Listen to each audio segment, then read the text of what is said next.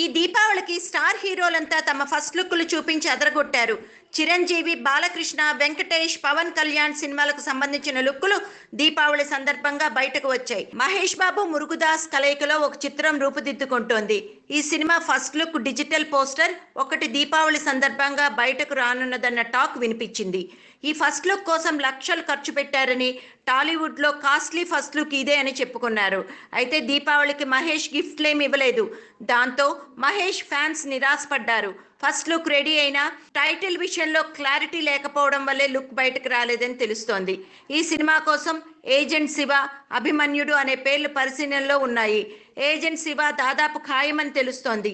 అయితే ఇంతకంటే మంచి పేరు కోసం చిత్ర బృందం అన్వేషణలో ఉన్నట్లు సమాచారం. అందుకే ఫస్ట్ లుక్ బయటకు రాలేదట. అయితే వారం 10 రోజుల్లో మహేష్ సినిమాకు సంబంధించిన ఫస్ట్ లుక్ విడుదలయ్యే అవకాశం ఉందని తెలుస్తోంది. మహేష్ ఫ్యాన్స్కి ఆ రోజు నిజమైన దీపావళి.